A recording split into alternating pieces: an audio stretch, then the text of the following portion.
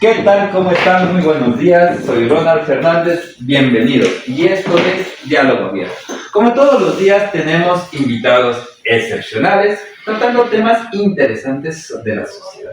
Y el día de hoy no es la excepción. Nos acompaña Santiago García. Magíster, economista. Doctor en economía. Doctor en economía. A ver, cuéntame un poquito, ¿qué es este título de doctorado? Sí, tuve la oportunidad de estudiar en la Universidad Complutense de Madrid, becado por una fundación española, Fundación Carolina. Y también becado, como todos los jóvenes. Y con el respaldo también de la Universidad Central como profesor. Ya. Entonces me tomó 5 años estudiar el doctorado en economía en la Complutense de Madrid.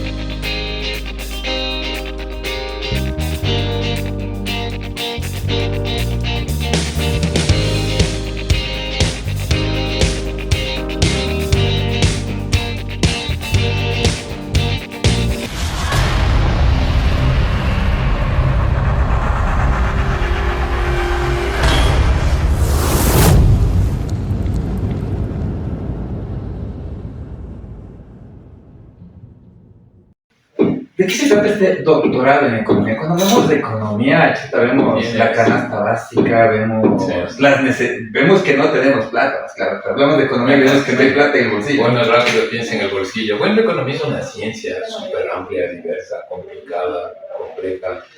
Cada vez hemos tenido la necesidad de que la economía se integre a la sociedad y al ambiente. Eso es muy interesante. Todavía no hay predominio de ese enfoque economía, sociedad y ambiente. Por ejemplo, economía, está bien, es el billete, pero es tu bienestar, el bienestar de la persona, el tema de vida de la persona.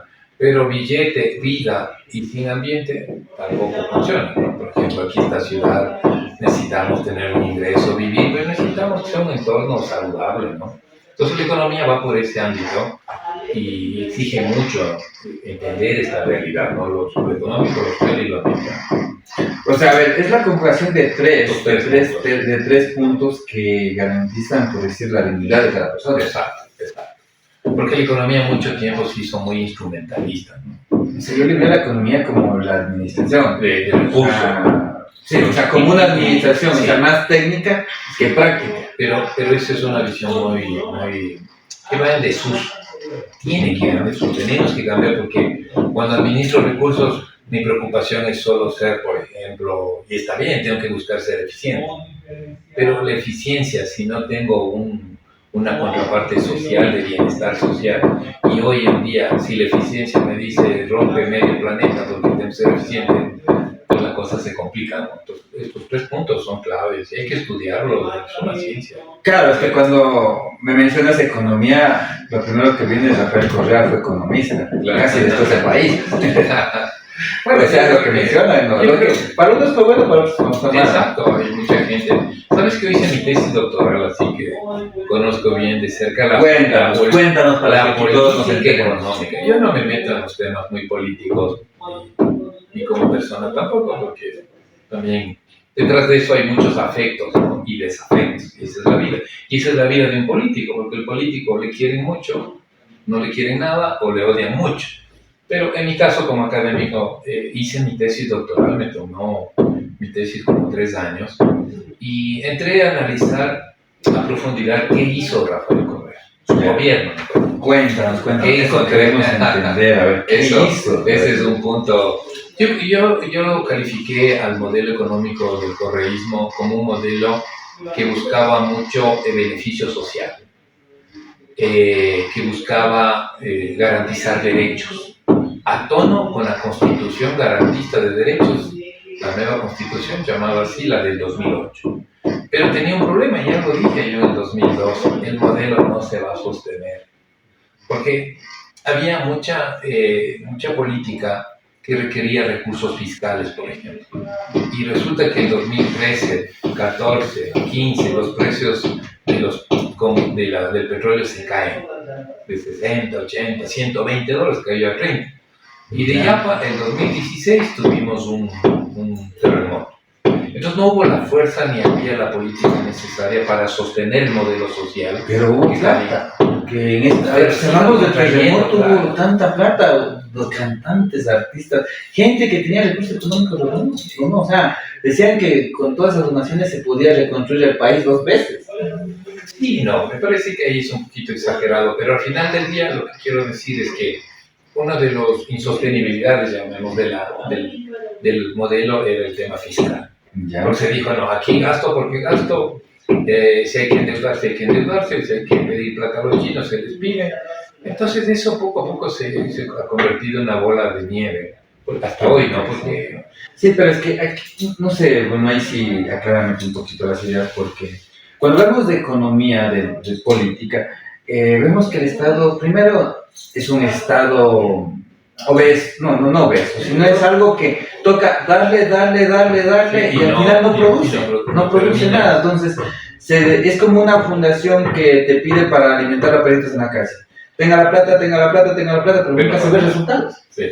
Es que esa es la complejidad. Somos un país lleno de complejidades, de problemas sociales, ambientales. Ecuador, lamentablemente, tiene un problema gravísimo de desnutrición infantil.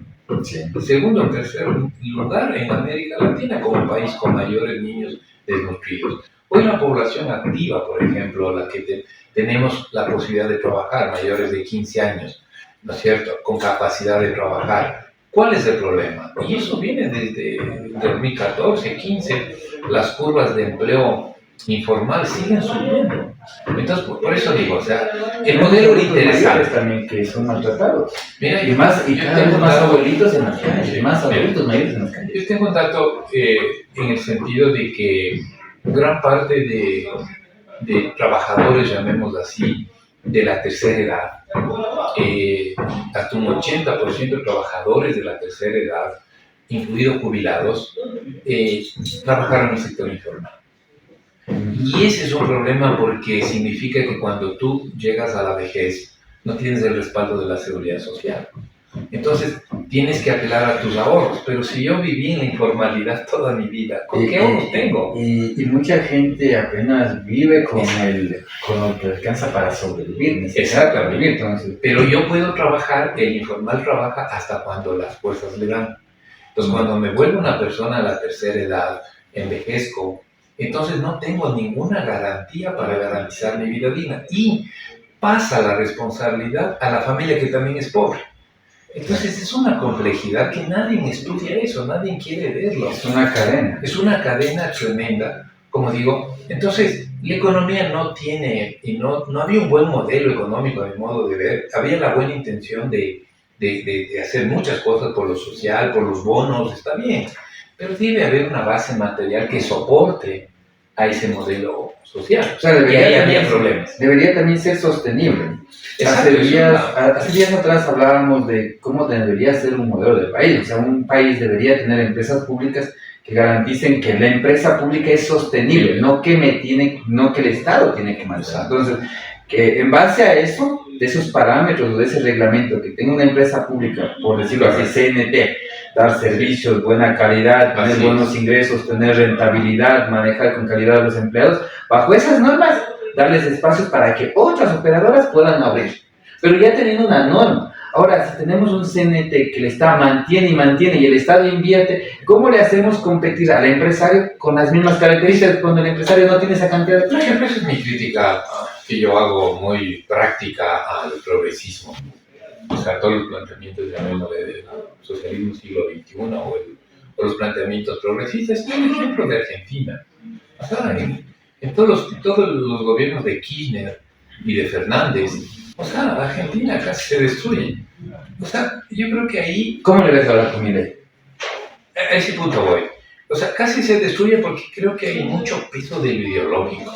No hay flexibilidad. Cuando ves que el Estado, ¿no es cierto?, crece, no hay la capacidad política de decir, a ver, voy a parar acá. Como tú dices, yo quiero más eficiencia, no gastar más en esa empresa pública.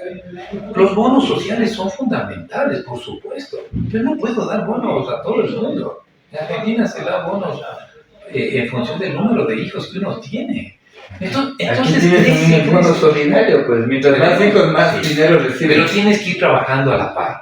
Al padre argentino habría que garantizar el empleo. No puedo garantizar el empleo. Segundo, termina con la inflación de 220%. Entonces, ¿cómo quieres ganar una elección? Y vienes a un proceso político extremo, el señor Milei.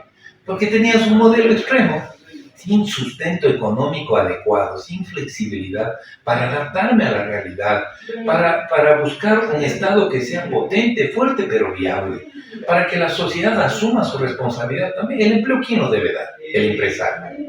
Tenemos incentivos tributarios, sirven para cualquier cosa, pero no para garantizar empleo. No, yo doy un incentivo tributario porque usted empresario me va a dar empleo o va a generar empleo. Si no, no le doy. No, es que no sé qué. No. Pero bueno, yo te doy. Y entonces hace un populismo económico bien jodido. Pero que eso luego no te permite salir. Pero eso porque es falta de reglamentos, falta de procesos, No. falta de qué. Mira, yo acabo una investigación, estaba de buena publicada. voluntad. No, por ejemplo, volviendo al caso ecuatoriano. Entre el 2020 y el 2024 se emitieron 24 leyes económicas vinculadas con producción y empleo. 24. Tenemos leyes que se llaman de eficiencia económica, donde se pone un incentivo tributario. Si el empresario hoy en día contrata a un joven entre 18 y 29 años, 18 y 29, se descuenta el salario el 150%. Es decir, si yo pago, voy a poner un ejemplo, $1,000. Cuando declaro mi impuesto a la renta, no contabilizo $1,000, sino contabilizo 1,500. No es que le pagué 1,500, pero para impuestos me descuento los 1,500. ¿Cuál es el afán de eso? Que contraten jóvenes, porque tengo un incentivo tributario, voy a pagar menos impuestos. Eso se creó en el 2023. Hay una ley que penaliza la desigualdad salarial entre hombres y mujeres en el Ecuador. Hay una ley de apoyo a la economía campesina. Hay una ley que se llama Economía Violeta para fomentar el empleo de las mujeres. Entonces yo estoy convencido de que ya no está. O sea, hay las leyes. O sea, hay leyes. Entonces, ¿qué es la pregunta? Ahí viene el tema. Dos cosas. Echa la ley y echa la trampa. O sea, ¿existe así o simplemente No, no hay la ley? Ahí hay dos cosas. Algo que también vi es que hay muchas leyes, pero no hay reglamentos. Y lo que También. hasta ahora tenemos con el tema de la ANT. Sí. No hay un reglamento de una ley. funcional. Hay una ley que emitió el señor Lazo y acaba de salir hace 15 días. Y eso no. Pero yo tengo dos puntos ahí. En ese contexto donde hay leyes, donde hay la buena intención del legislador, de los presidentes por sacar al país adelante, hay dos problemas. Uno, calidad institucional, porque no tengo la institucionalidad pública de soporte. Entonces, el SRI tiene que ser muy eficiente, las superintendencias tienen que funcionar bien, los reguladores tienen que hacer la cosa bien, no ponerme tanta regulación que luego me destruye el emprendimiento. Entonces, a mí me parece que teniendo un marco jurídico el problema es de calidad del Estado, no de tamaño, calidad. ¿Qué saco con un Estado grandote si no son capaces de resolver y de implementar las políticas que están en las leyes? Uno, y dos, la sociedad, porque eso también hay que reclamar, porque todos parecería que es responsabilidad del gobierno, ¿y la sociedad qué? ¿Y la universidad cuál es mi responsabilidad como universidad para formar los mejores recursos? ¿Y cuál es la obligación, digamos, el compromiso del empresario para contratar a ese joven? No hay ley en el mundo, ni incentivo fiscal en el mundo que le obliga a un empresario a contratar a un joven. En serio, si no me comprometo y asumo esa responsabilidad como empresario, no habrá, ¿sí o no? Así es esto, así funcionan las sociedades más coherentes. Claro, buen Estado y buena sociedad. Eso no es falta de cultura educativa o una cultura, porque aquí tenemos la cultura de la viveza, creo. Uno, y de pedir. Todo el mundo pide. Todos son mendigos, o sea. Ya, pero también los poderosos. Todos son mendigos cuando uno, mira, ¿qué pasó? Y voy a ser directo con gente vinculada a partidos de derecha que estuvieron en el gobierno. ¿Sí? Entonces, ¿sí o no? El señor Muentes, ya se me fue el nombre. ¿Sí o no? Sí. O sea, todo un operador político para sacar plata del Estado. Y así sucesivamente. Pero también el pobre, el de clase media, todos pedimos. Pero también la pregunta es, ¿por qué no puedo también asumir responsabilidad? Yo creo un emprendimiento, cierro la idea, ya. Creo un emprendimiento. Ya. Entonces llamas a tu amigo o llamas a otro joven, si son de jóvenes, y hago el esfuerzo solidario de compromiso por salir adelante 2, 3 personas. Pero ese espíritu lo hemos perdido. Y entonces digo, no sé, tú sálvate por allá, yo voy a ver cómo me salvo, y si puedo, voy a pedirle que el gobierno me salve. Entonces estamos mal. No funciona así. El gobierno tiene que ser eficiente en su gestión, buena regulación, facilitarme y no estorbarme. Debe darme las posibilidades materiales para poder salir adelante, pero el resto es sociedad. Pongo otro ejemplo, la desnutrición en este país. Ningún burócrata le va a dar de comer al niño, es el papá y la mamá el que tiene que permitirme resolver el tema de nutrición, ¿o no? Efectivamente, sí, ¿Cómo hago? No, pero, es que yo pero si el papá no hace trabajo, ¿cómo va? Entonces, con lo poquito que tengo, si yo tengo una vaca, vendo la leche y traigo Coca-Cola, traigo un refresco. Pero al revés, matan a la vaca, venden la carne y se acabó el problema. Y se quedan todos en o como solemos decir, vendes los huevos de la gallinita, salgo al pueblo, los vendo y regreso con fideos.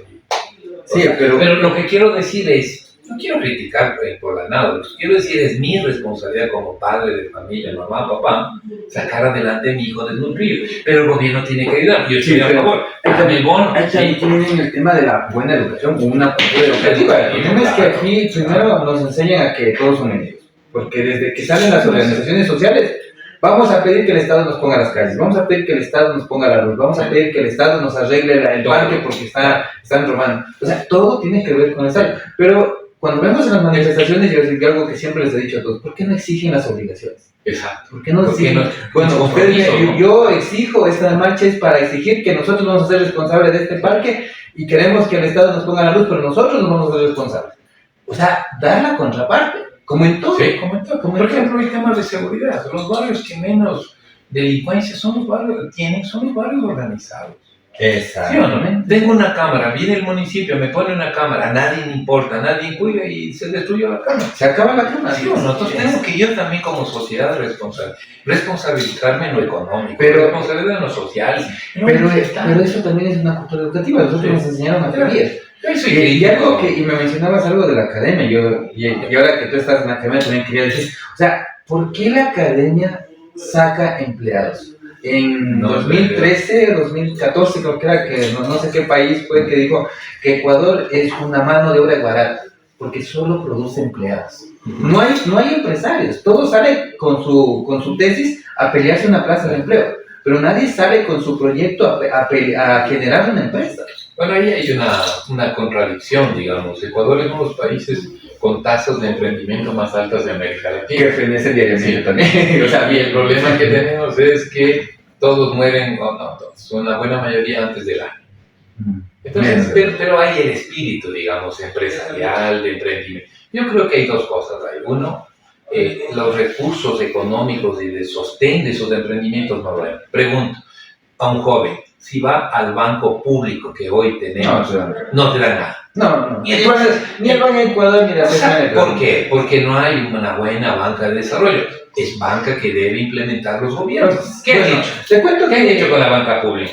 De cada $100 que se entrega en este país, la banca pública entrega $4. O sea, con $4 que al final no sirve de nada. Pero al final del día, y ahí sí como economista, al final del día, ¿quién maneja la economía aquí? ¿Los bancos o el país? Porque aquí vimos que hace años que quiso venir el Banco Santa Fe de Bogotá, algo así creo que era, que quiso venir y no permitieron, la Asociación de Bancos del Ecuador, no permitió. Hay mucho discurso, me quedo en mi visión. Yo creo que hay un discurso político también ahí, ¿no?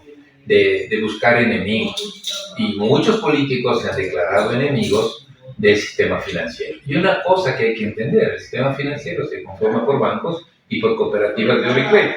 Yo fui a una asamblea, siempre cuento como no doy el nombre del asambleísta. Y me dijo, mire, vamos, economista, tenemos que patear al sistema financiero. Y sobre todo la banca. Entonces yo digo, oiga, asambleísta, así textual. Y vamos a hacer esto y vamos a hacer lo otro. Le digo, verá, espera un ratito. El 30% del sistema financiero son las cooperativas de ahorro y crédito que usted tiene que respaldarle. Porque era un asambleísta, ¿no es cierto?, vinculado con el desarrollo territorial. Dice, entonces le pregunto, ¿usted quiere patear a las cooperativas que están en su territorio? O sea, no, es que yo no sabía. Es sacar el que te dé el dinero para producir. O sea, yo creo que hay mucho discurso falso ahí. El sistema financiero, lo que sí hay que hacer es que trabaje por la gente. Que gane lo que tenga que ganar. Sí, tiene que ganar, pero tiene que entregar los servicios que se requieren. Por ejemplo, hoy, el 80% de las transacciones financieras son virtuales. Ronald, son virtuales. Sí. Y eso se debe a un esfuerzo tecnológico de bancos y cooperativos. Y porque ciudadanos también buscamos eso. Facilidad. O sea, lo que yo sí creo es que sí debe haber compromiso de la banca por, ¿no es cierto?, aportar más. Pero las condiciones el gobierno tiene que ponerlas. Entonces dicen, no, es que tú has ganado 500 millones. Oye, pero el patrimonio de la banca es 50 mil millones de dólares.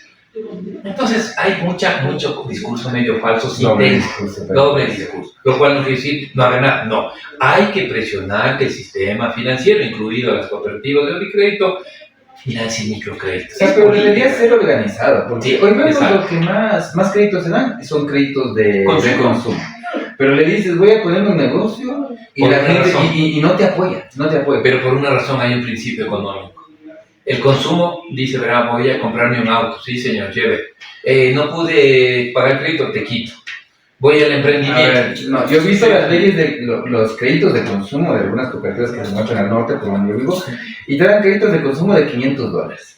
Con $500 lo que te dicen es cómprese su lavadora, su refri o su tele. Un crédito de consumo, pero la tele me sirve para pasar la caja, la lavadora para pasar la caja, pero no es para armar un negocio. Pero por una razón, es un principio económico, el negocio tiene más riesgo. Es un principio económico. Esa formalidad bueno, es que también aquí en el país es complicado. Yo vi que es más fácil armarse un negocio en Ibarra o en Ambato que armarlo en Quito. Entonces yo banquero, ¿qué digo? A ver, vienes tú y dices, voy a hacer incluso profesional. ¿Qué va a hacer usted, señor? Soy odontólogo. Muy bien, ¿cuánto necesita? $5,000. Perfecto. Muéstreme más o menos cómo va a funcionar. Y voy yo y digo, me voy a cambiar de carro. ¿A quién financia? Al carro. ¿Por qué? Porque te puedo quitar el carro. Se puede quitar el carro, además, porque supuestamente puede ser una persona que tenga capacidad de... En cambio, otras más riesgos. ¿Qué hay que hacer? ¿Qué hay que hacer? Sí se puede hacer cosas. Por ejemplo, no se ha podido en 20 a 30 años crear un sistema de garantía crediticia. Voy con la garantía, señor, tome. Es un servicio financiero. Banca pública. No dicen que la banca pública, no, su gran razón de ser no es el beneficio. Tiene que ser la gente. Entonces, muy bien, banca pública, présteme. Yo voy a ser un odontólogo, présteme. Voy a poner una distribuidora de productos de primera necesidad, présteme. No tengo dinero, estoy descapitalizado. Entonces las cosas no funcionan bien, no funcionan bien. Mire, solo rompo un mito. La banca, en general es la que más microcrédito entrega. Incluso comparado con las cooperativas de crédito. O sea, es otro discurso. Cuando uno ve la realidad cambia. Cuando uno ve, pero no con fines partidarios, sino con fines de realidad. Por tanto, si yo quiero sacar más microcrédito, no tengo que declarar enemigo a la banca. Entonces, decir, a ver, señor, usted entrega 6,000 millones de dólares, ahora quiero que entregue 12,000. Y usted cooperativa entrega 4,000, ahora quiero que entregue 8,000. Claro. Y para eso voy a hacer esto. O sea, es otro discurso, ¿no? Porque igual cuando vas aquí, hablas de Ban Ecuador. Ayer, ¿te acuerdas del 5-5? ¿Qué pasó? Yo sí te cuento qué pasó. A ver, cuéntame, porque eso lo al final, cuando se hicieron ciertas evaluaciones, es un fondo a pérdida. Entonces dicen, no, está chévere, ¿cómo va a estar bien? Yo soy banco, soy una institución financiera que no puedo regalar el dinero y si regalo tengo que buscar un mecanismo de compensación. Le significó una dura pérdida a Ban Ecuador. ¿Mito o verdad? Cada crédito tiene un seguro de crédito, que te generan el crédito. ¿Es mito o verdad? No existe. Lo que pasa es que existe una ley, se llama Ley de Seguridad Financiera, donde tú y yo, como clientes de la institución financiera pública y privada, si quiebra el banco, me devuelven mis recursos depositados. Entonces, pero no hay garantía, no hay nada para el tema del crédito. Sí, pero lo que hay es políticos. Y los políticos que hacen cada vez que pueden, sacan una ley y condonan la deuda. ¿Sí o no? Eso sí existe. Pero no con la banca privada, porque ahí sí hay más. Sino la banca pública dice, bueno, ¿sabe qué? A todos los que no han podido pagar el 555, perdonados y no pagan. Llevas la contabilidad y bueno, ¿y eso cuánto me cuesta? No, 300 millones nomás se perdieron. Bueno, 300 se perdieron. Esos 300 dejas de prestar. Y la banca pública se contrae. Por eso es que de 7, 8 dólares, que era la media de entregar crédito, hoy está en 3, 4 dólares. ¿Por qué? Porque no tiene dinero. Ahora que me mencionas esto, me gustaría topar esto. No sé si has escuchado de este colectivo que está pidiendo la condonación de deudas en el sector agrícola.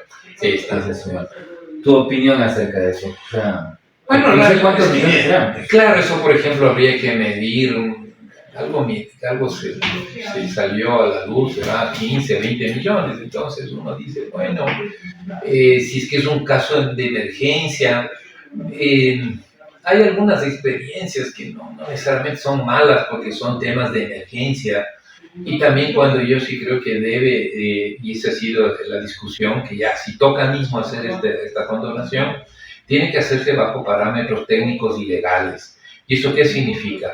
Que son personas que pueden demostrar esa vulnerabilidad, número uno, bien demostrada, y nos aparecen los avivatos y dicen yo también quiero. Y dos, tiene que hacerse donde se muestre buena voluntad de pago, digamos. Porque hay gente que desaparece, ¿sí? Te están estafando. Cuando llamas a la condonación, me vuelvo. ¿Qué es otro? Un campesino pobre que dice, no, señor, mire, yo he estado pagando mi crédito, pero hoy ya no puedo. Entonces queda demostrado, me han seguido el proceso administrativo de cobro y no puedo. A esa persona que es viable, que puedo demostrar que es legal, yo creo que si mismo toca, debe hacerse. Pero hay muchos políticos que se engañan y nos engañan diciendo, no, todo el mundo, es que ahorita ya hay gran invierno. Yo sé, pero tiene que mostrarse de alguna manera, ¿no es cierto?, y aplicarse la ley, porque si no se vuelve, como te digo, discrecional. Aquí entre todo el mundo, ¿sí? Yo no pagué desde hace 3 años, me desaparecí, venga nomás y aquí ya le perdonamos. No. Tiene que haber principios, pues, de, claro, de responsabilidad. Claro, yo vi que un grupo se reunió, creo que estaba César Pérez, que estaba al frente, y dentro de eso decían, todo lo que, si nos condonan a nosotros, es la cuarta parte de lo que le condonaron a un grupo. O sea, al grupo le han condonado mucho más dinero, a un grupo, no recuerdo qué grupo puede era. Ser, claro. Dicen, es la cuarta parte. Entonces, si ellos les condonan todo ese capital, ¿por qué no nos pueden condonar a nosotros, que somos tantas personas? Claro. Entonces, lo que pasa es que sí hay cierta reglamentación, como digo, una, vulnerabilidad, caso por poder, tras que alguien te diga, sí, apoyemos a los campesinos de cacao en la costa, o sea, debe haber, pero otro también sí debe haber eso, como digo, también, bueno, tú, ¿qué has hecho en este proceso, no? Que sea transparente, que he hecho el esfuerzo por querer pagar. Pero hay gente que coge un crédito, desaparece. En el mismo sector agrícola son casos excepcionales, pero malgastan. Entonces resulta que plata nuestra le tengo que darle. Ahí viene también malgasto, ¿no? y ahí volvemos a caer en el tema de la economía, de la educación o de la cultura de educación que tenemos, porque la gente saca un crédito para hacer un negocio y lo primero que va a hacer es comprarse un carro, comprarse una camioneta, irse de farra, se va de paseo, y cuando ya no tiene plata, ahí vuelve. Sí. Bueno, entonces ahí dice, ya no tengo. Y eso es la mayoría de gente que no tiene recursos. Y ahí viene el concepto que estuvimos discutiendo hace un momentito. No necesitamos estados gigantes, grandísimos, sino gobiernos y administración pública bien fajada, bien manejada. ¿Por qué? Porque no hay supervisión. Entonces la supervisión es importante en el sistema financiero. Llegas y le dices, ábrame la cuenta Banco Ecuador, ábrame sus cuentas. Usted presentó a Juan Piguave, le prestó a Juan Piguave. Indíqueme qué seguimiento hizo usted al crédito. No hice ninguno, sancionado. Tengo que hacer supervisión bancaria, pues. Si es un principio, eso lo hacen aquí, hasta en la China lo hacen. Pero resulta que aquí no hay buena supervisión, hay problemas de calidad institucional regulatoria, y entonces cada quien hace lo que quiere. Ese es el problema. Pero vienen los políticos y dicen, yo quiero un superestado grandísimo, inmenso, porque tengo que hacer un montón de... No es cierto. Lo cual no significa que un Estado débil, no, un Estado técnico, un Estado fuerte, pero no en tamaño, sino en capacidades. Yo pensaría que debería ser un Estado organizado, porque lo que no tenemos es organización. Organizado, técnico, responsable. Porque no corrupto. Y algo que tenemos aquí bastante es que cada empleado público se cree dueño de la institución. Porque no hay procesos. Por ejemplo, mira lo que estamos pasando en varias ciudades con la catástrofe climática que cada vez está llegando. El Banco Mundial dice que Ecuador es uno de los países, hace un estudio, más vulnerables frente al cambio climático. Estamos viendo, ¿no? Nos quedamos sin luz 6 meses, señores. Sí. 6 y podemos volver a caer en impactos. Y ahora estamos 4 meses con un clima invernal brutal. ¿Qué parte no se entiende que Ecuador es uno de los países más vulnerables frente al cambio climático? Te pregunto, ¿cuántos políticos tienen en su cabecita esta idea? ¿Cuántos? ¿Sí o no? O sea, no sé si es que alguien conoce realmente lo que está pasando, porque No, o sea, dice, salen denuncias absurdas, pero cuando se trata de trabajar en este proceso no vemos a nadie. es que lo que pasa es que ahí lo primero es el conocimiento, la concientización, el saber el problema. ¿Sí o no? Si yo no sé eso, ¿cómo actúo? Si no conoces. No conozco. Hoy es un problema que hay que enfrentar. Tiene que funcionar el sistema institucional público para que reaccionemos frente al cambio climático, porque somos vulnerables. Eso no pasa en Chile, eso no pasa en Brasil. Ok, pero Ecuador es muy vulnerable. ¿Qué hay que hacer? Ya, ese es el diagnóstico. Cambiemos, mejoremos. Aquí hay unas estructuras institucionales que no funcionan, hay que cambiar. Eso es. Chile, con un gobierno de izquierda, es el país que más recursos recibe a través de bonos temáticos frente al cambio climático. ¿Dónde está una estrategia nacional del Ecuador que diga, señores, voy a recolectar plata internacional a través de los bonos ambientales? Los chilenos nos ganan, pero de largo, y el gobierno de izquierda, así que bla, bla, bla. Pero dice, no, yo voy a luchar contra el cambio climático, y se mueve. Acá no encuentro un bendito plan que diga, señores, sí, vamos a trabajar en eso, y le vamos a pedir la colaboración internacional, y además nuestra también, para sacar al país adelante en materia ambiental. Esas son las diferencias. Son cosas que se deberían hacer. Bueno, el tema del día de hoy es economía después de las elecciones. Hemos hablado un poquito de todo para tener un antecedente de qué es lo que estamos viviendo, qué es lo que ha pasado. Pero ¿qué debemos hacer? O sea, ahorita tenemos dos candidatos que se están peleando el curul presidencial de la Palacio Presidencial. Y al final del día, ¿cuándo es? El 21 de abril. Sí, abril. 21 de abril, las elecciones, se decidirá quién nos gobierna, si la izquierda o la derecha, porque bueno, Daniel dice que representa a la derecha, Luisa dice que representa a la izquierda. El 21 vamos a ver cuál es el futuro que nos espera económicamente. Bueno, a mí me parece Si gana la derecha, ¿qué nos espera? A ver, yo lo que creo es que el ciudadano tenés que votar bien y mirar un poquito los antecedentes de unos y otros. Lamentablemente aquí hay una falla en el sentido de que el plan de gobierno que se presenta para ser candidato es unos papelitos de 20 hojas y se vuelve un requisito y no hay, porque eso debería marcar la cancha. Yo no he leído, yo sí he revisado, sí, bueno, por mi trabajo académico reviso y da pena muchas veces. Son pocas hojitas, es el requisito, ¿no? Criterio personal. Sí, claro, el criterio personal. Yo lo que creo es que sí debería una reforma exigir más planes serios de gobierno, para también tomar en cuenta, si no, ¿cómo? 1, 2. Me parece que gane quien gane, aquí hay dos retos fundamentales. Tenemos que salir mañana a trabajar. Exacto. Y ahí, ese es el principal reto. Yo diría dos retos. Uno, reactivar la economía. Lleva mucho tiempo la economía caída. Sí.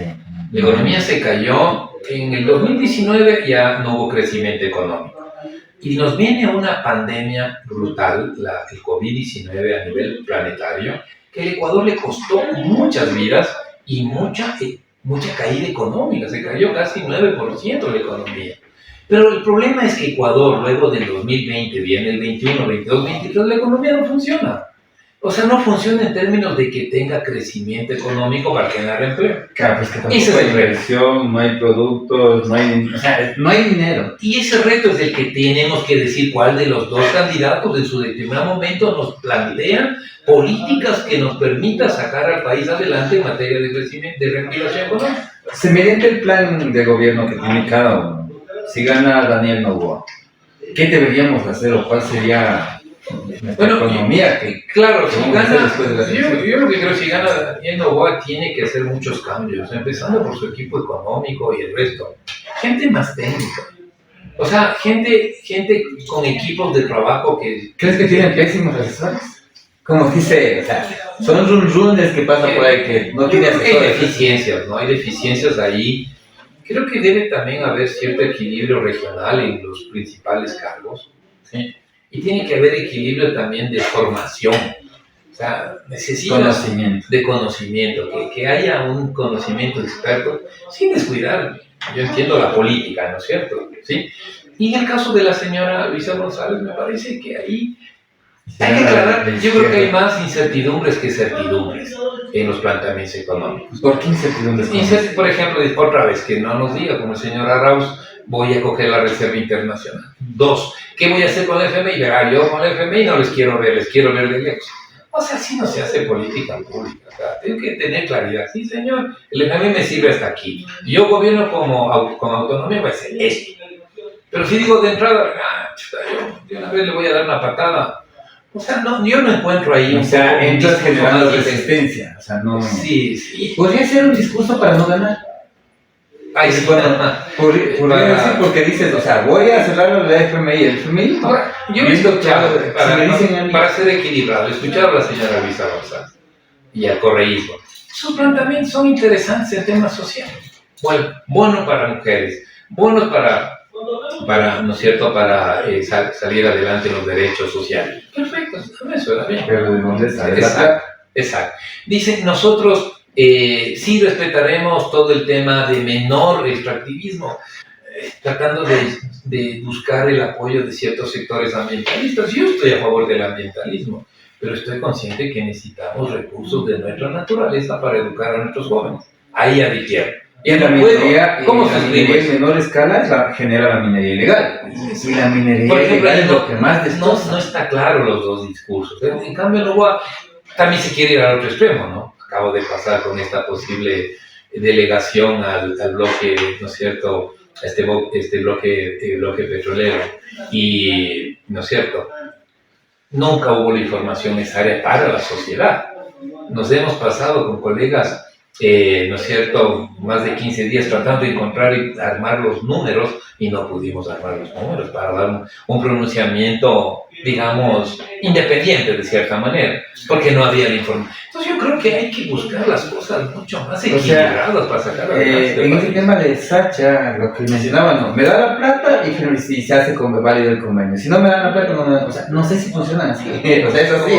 O sea, puedes negociar. Ahora, a mí al final del día lo que me queda claro es que el Ecuador tiene un buen activo y que se requiere un gobierno dispuesto a utilizar ese activo en beneficio del pueblo ecuatoriano, en los mejores términos. No hacer nada tampoco creo que le conviene, debe hacerse pero transparente, con visión de mediano y largo plazo. Es un recurso del pueblo, no es de nadie, no es del político, no es del presidente, de la presidenta, no, es del pueblo. Y hay que buscar el mejor esquema, transparente, de mediano y largo plazo para sacar adelante ese recurso, porque a mí ya me quedó clarísimo por dónde va eso, ¿sí? No es mala la idea de que entre inversión privada con riesgo, asuma, gana lo que tenga que ganar, no nos robe, eso tampoco queremos, haga lo que tenga que hacer y sacar adelante, porque hay una realidad, en los últimos 6-7 años la producción petrolera del país ha caído. ¿Y quién se hace responsable de eso? Ha caído, esa es la realidad, son muchos gobiernos. Cada quien algo que también vi es que el Ecuador pierde como creo que era $7 millones diarios porque no hay proyectos que garanticen el ingreso de capitales al Ecuador. Bueno, es que ahí es un poquito más complejo. El país sí tiene serios problemas también de competitividad. Y entonces el inversionista extranjero no le ve al país con esas estructuras para entrar a... ¿sí? Entonces ahí bueno, no hay seguridad jurídica tampoco. Seguridad jurídica. Hoy te dicen una cosa y mañana te cambian. Entonces ahí hay más cosas. Yo creo que no es tan... Tenemos grandes recursos, hay leyes. Pero creo que es calidad institucional la que está fallando ahí, ¿sí? Y también perspectivas políticas. Perspectivas políticas. Complicado es el tema, ¿no? O sea, al final del día el futuro del Ecuador es incierto. No sabemos si vamos a crecer o podemos decaer, porque cuando hablamos de que va a haber el bono para todos, recuerda el tema del correísmo. Te rompen las piernas y te dan muletas y te obligan a agradecer. O sea, te generan una incapacidad mental, porque hay muchas personas, hoy vemos muchos jóvenes que se criaron con este bono solidario desde 10 años, en donde por cada guagua se acostumbraron a tener el bono solidario, y no el trabajo. Entonces, como ya estaban acostumbrados a eso, la gente ya no se preocupó por buscar trabajo, por salir a crecer, sino con que me den lo poco que me den fresco. No tengo por ejemplo, ahí hay que reconocer el país que ha hecho un esfuerzo. Se llama el registro social. Y ahí se ha metido el Banco Mundial, organismos internacionales. Yo creo, sí, lo que tú dices sí pasó, pero hoy pasa menos. Tenemos un buen registro social. ¿Cuál es el concepto del bono? Bono se le entrega a la persona bajo vulnerabilidad social. Soy una mujer de 23 años. ¿Cómo es posible que le dé a una mujer joven de 23? Si tengo hijos, desempleada, con problemas de salud, entonces me merezco el bono, punto. Estoy bajo vulnerabilidad social. Ahora, si es una mujer o un joven de 23 años, si vulnerable, le doy el bono, por favor. Y que tiene casa. Vemos muchos... Acuérdate que había un asambleísta, ¿no es cierto?, que tenía beneficios del carro, de tributarios, porque tenía 80% de discapacidad. Bueno, la mayoría. Pero ya no me acuerdo ni el Para ser asambleístas hay que tener el carnet de CONADE, dicen. Bueno. Eso, muy bien. Ok. Bueno, un placer conversar contigo. El tiempo se nos va acabando. ¿Cuál sería el mensaje que les dejas a las personas que nos siguen en las redes sociales? Se nos acercan las elecciones, estamos sin dinero, no hay trabajo y cada vez tenemos más precariedad porque no hay alimentos, tenemos un déficit económico y de todo. ¿Qué le dices? Bueno, que no perdamos el optimismo, la vida es así, a grandes problemas hay que también buscar grandes soluciones. Votemos bien, votemos lo mejor que, la forma más consciente posible y después de eso hay que juntarnos, hay que organizarnos, hay que ser parte de los cambios, no solo esperar de los gobiernos. Hay que organizarnos, la seguridad también corresponde a nosotros, a los ciudadanos. El empleo también podemos generar empleo para otras personas o para nuestro propio beneficio. Es decir, también tenemos que asumir una vez que pasen las elecciones responsabilidades. Los gremios empresariales tienen que trabajar más y mejor con una visión amplia de sociedad. Los sindicatos tienen que abrirse para que haya cambios que permitan generar empleo para los más jóvenes. En fin, es decir, después de las elecciones también nos toca asumir nuestras responsabilidades. Para todos tenemos obligaciones y derechos que tenemos que asumir, o sea, no solamente exigir los derechos, sino las obligaciones. El día de hoy nos acompañó el economista Santiago García, docente de la Universidad Central, con quien hemos conversado sobre cuál es el destino o el futuro del Ecuador, sería la economía después de las elecciones. Esperamos sus opiniones, sus comentarios. Díganos qué es lo que esperan ustedes y qué es lo que se podría lograr hacer en este futuro. Soy Ronald Fernández y esto fue Diálogo Abierto.